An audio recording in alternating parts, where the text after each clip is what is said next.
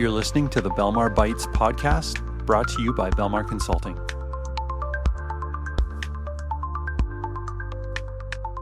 Hello, everybody. Welcome to our 13th episode of Belmar Bites. And Tom, excited to have a conversation with you today about, I guess, what some call the biggest technology event in the world, and that is Dreamforce.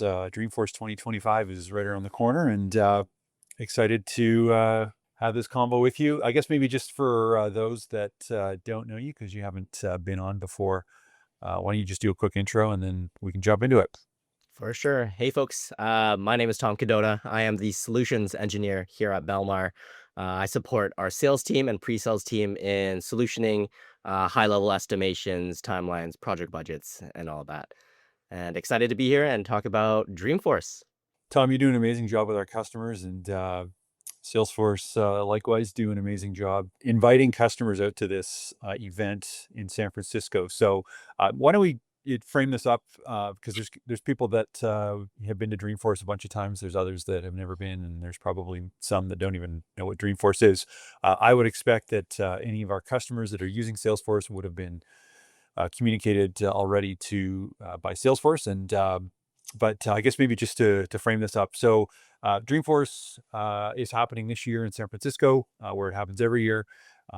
It's happening October 14th to 16th, right downtown San Fran. And as I had mentioned in the intro, it is probably the biggest technology event that takes place around the world.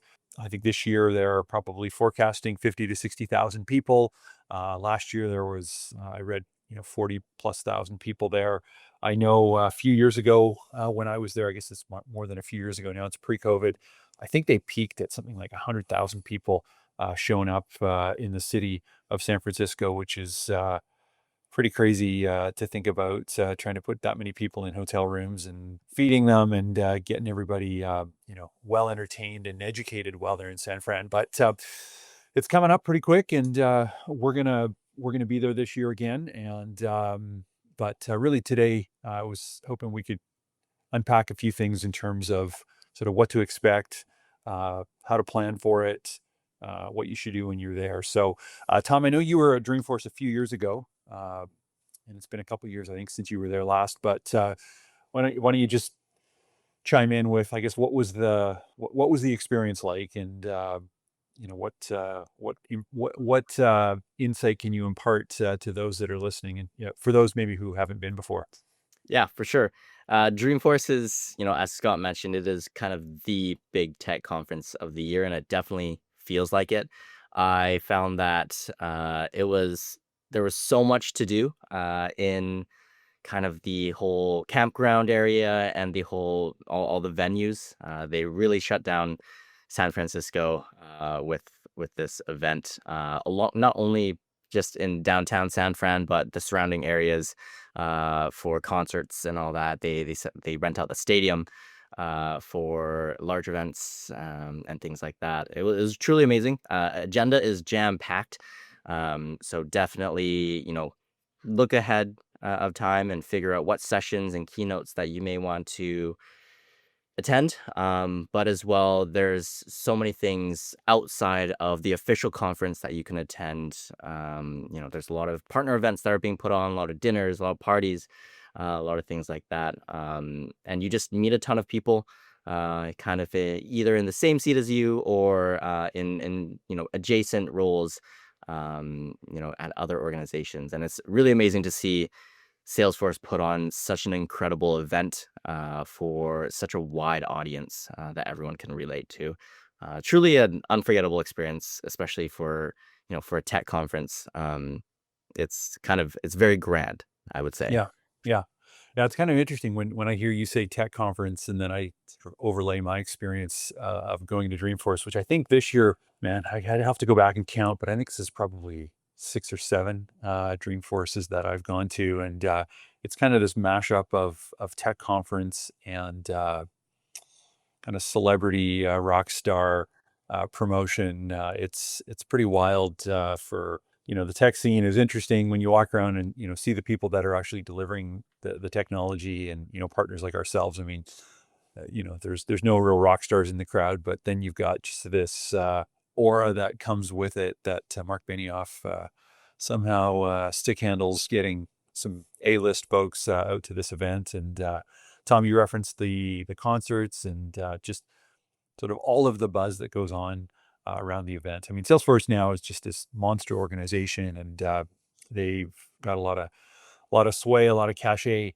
in San Francisco. And I guess maybe just to double click on a couple of the kind of key dates that are important to think about. So if you are going to Dreamforce, it kicks off October 14th.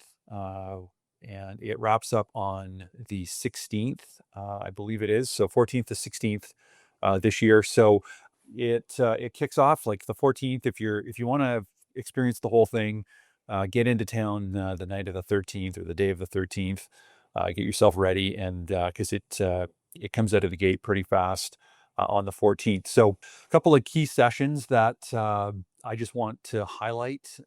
There are, I don't actually know how many. There's probably like, well, hundreds and hundreds, maybe even there's, more than 1,000 sessions. There's probably more than 1,000 sessions that are going on. So clearly you can't attend everything. So, but the ones that are very interesting, at least to us, ones that we'll be keeping an eye on this year. October 14th, 10 a.m. Pacific time is the opening keynote. So that's when Mark Benioff spends a couple of hours just laying out the vision for what's coming next, the accomplishments they've had over the last year.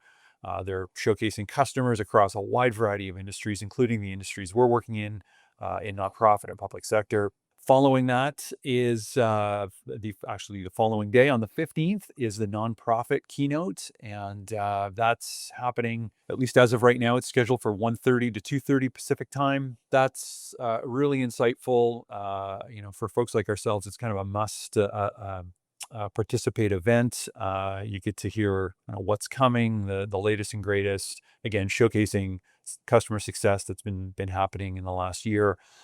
So that's on the 15th of October. And then Education Cloud keynote is in the afternoon starting at 3 o'clock Pacific. So, and I don't actually have the public sector keynote in my notes, but it'll be available on the Dreamforce schedule. So kind of each cloud, each vertical, each industry has their own keynote event of some type, and they're usually well worth attending. And then beyond that, there's just a ton of breakout sessions that are happening. So I guess on that topic, Tom, what advice can you give to somebody who's going for the first time and is looking at their schedule and wanting to try to maximize all the sessions that they're going to be able to participate in?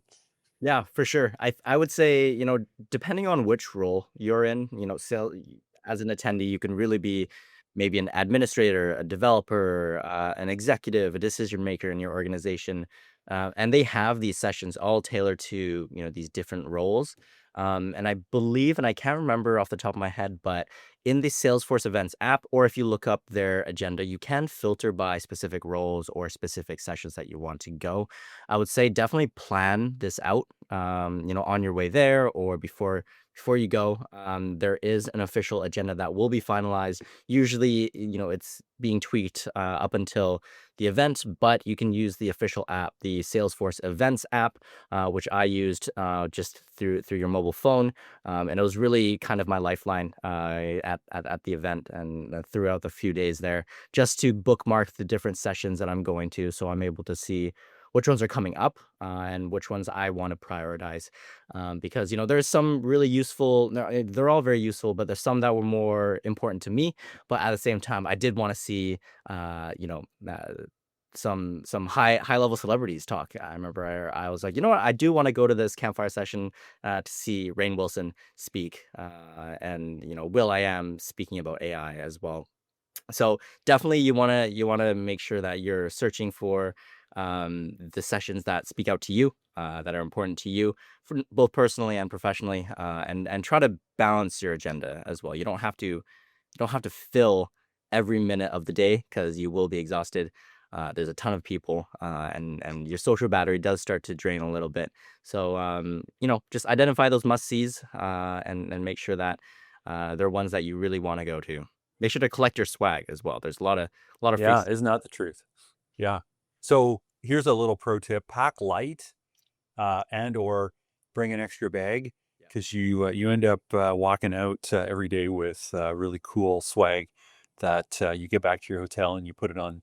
You lay it. I remember laying it out on the bed and like, how the heck am I going to get all this stuff back? So you may be forced to wear a couple of shirts or hoodies on the plane back just to get your stuff back. But yeah, that's a good tip. Do you remember how many steps you did? Were you into tracking your steps the last time you were there? I think it was easily like 20,000 plus Yeah, in the day. We were also walking from our hotel as well, so that definitely added to it. And yeah, but I believe they do set up some shuttle services to take you around or to different venues. So you yeah, can take a look at those as well. But yeah, I was definitely getting my steps in. yeah. Isn't that the truth? I know it's San Fran is historically really nice in the month of October. So it's not too cool, not too hot, and so just business casual is totally totally doable walking to and from your hotel and then throughout the various venues. I guess maybe on that front, Tom, Salesforce occupy what's called Moscone Center, which is right downtown on Howard Street.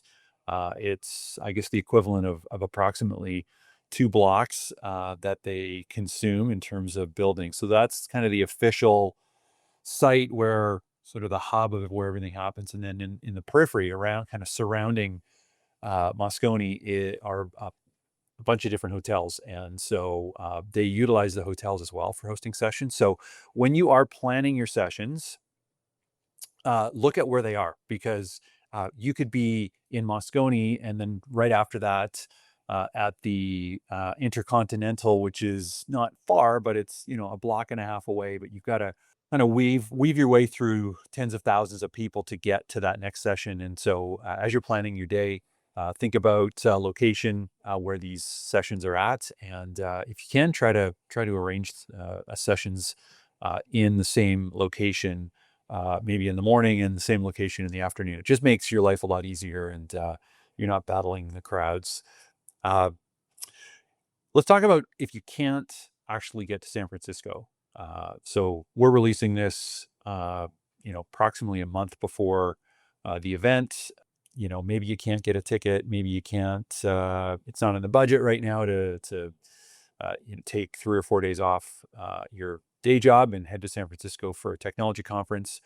If you can't go in person, Tom, what do we got in terms of options for seeing it online? For sure. Yeah, if you can't attend in person, I think that Salesforce does a really good job of kind of streaming that experience online. They do have their streaming platform for showcasing keynote sessions and speakers called Salesforce Plus.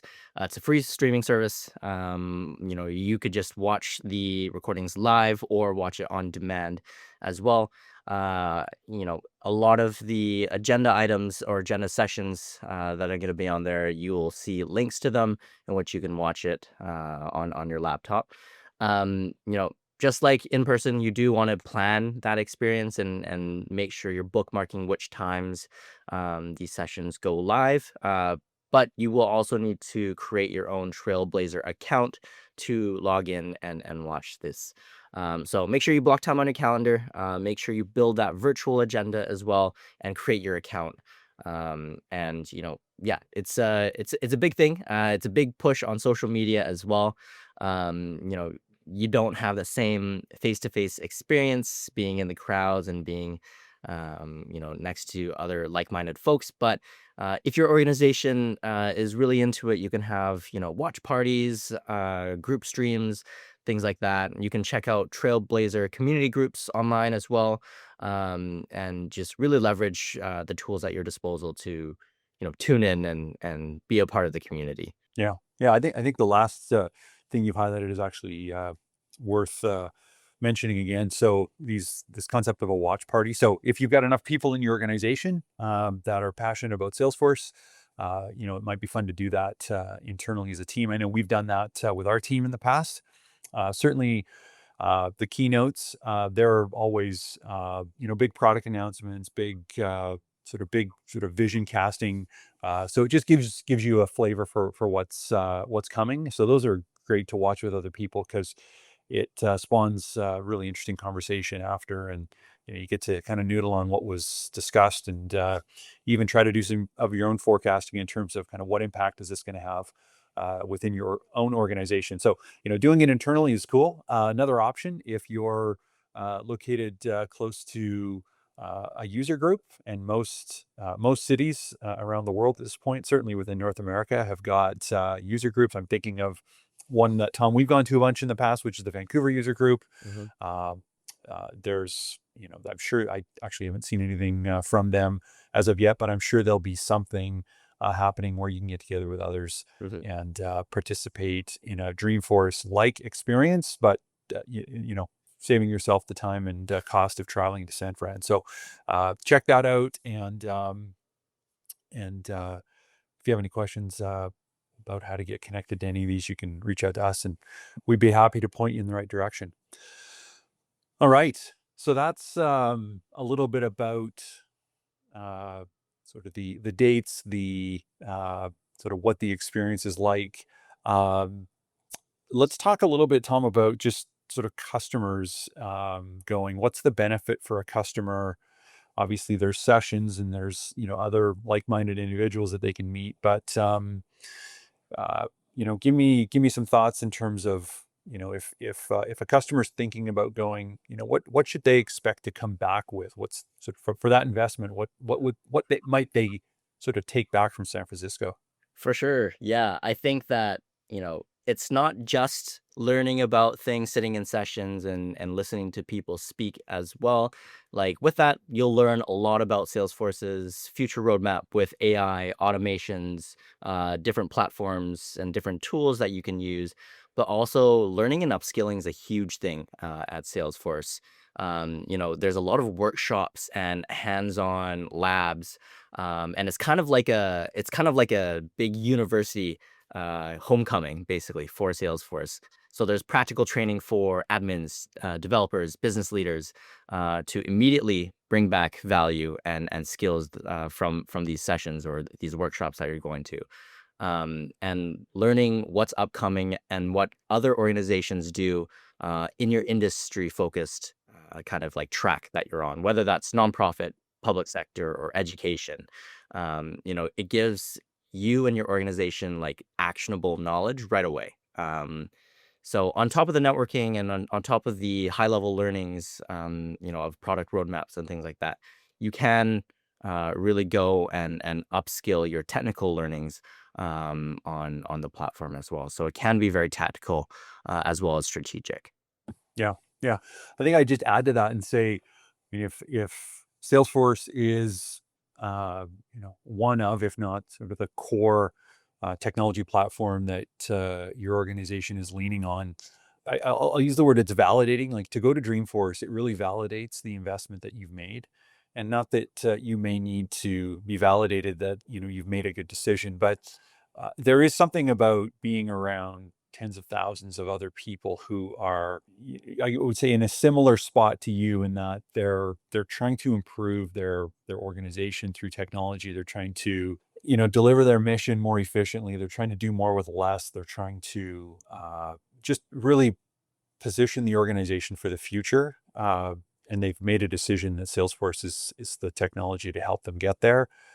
When you get around other people, you're just gonna hear ideas, and it's gonna open up your mind to the possibility that exists for your organization if you continue to make further investment. And I would say, just feedback that I've heard from customers, in years past that have gone to Dreamforce, they've made an investment in Salesforce, they've implemented Salesforce, they've had success within a particular use case, and then they've gone to Dreamforce, and they've while they had heard it before, oh, Salesforce can also do this, this, and this within your organization. They didn't really understand it until they actually got to Dreamforce, and it just opens up their eyes to it's just this world of possibility. And so it's really empowering to go and see just all of the different ways that Salesforce is being used, and to be able to come back to your organization and,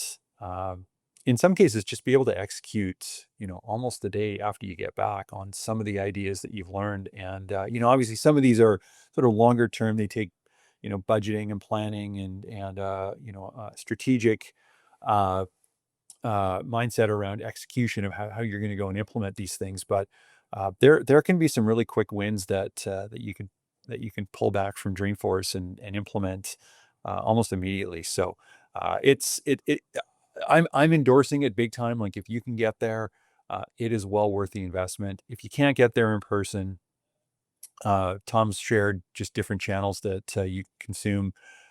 We're going to be releasing content. We'll be sharing the latest and greatest that we're learning as we're there. And so, there's just going to be a whole bunch of opportunity for our customers to benefit from the investment we're making to going to Dreamforce this year. I do want to just do a quick plug. We've got a partner that we recommend and have worked with a lot, and they are called Fundraise Up. Fundraise Up is going to be at Dreamforce this year. We've been invited by Fundraise Up to collaborate and participate. They have a lounge that they're sponsoring, and so we're going to have some customers that are joining us at that lounge. And so, if you are in San Fran for Dreamforce, be sure to check that out. A big shout out to Fundraise Up for inviting us and enabling us to participate in that. And we're excited to be doing that this year. So if you're there, come and check it out. And it's just outside of the sort of official Dreamforce grounds. It's at a location that's a few blocks away. So we'll be sharing more on our socials and probably through email as we're getting closer to Dreamforce. But thanks to Fundraise Up for their willingness to have us participate, and we're excited to be there. Well, Tom, I guess just maybe two or three kind of key takeaways that you can leave people with as they're prepping for Dreamforce, and based on your experience in going. So what are a couple of things that pop into your mind?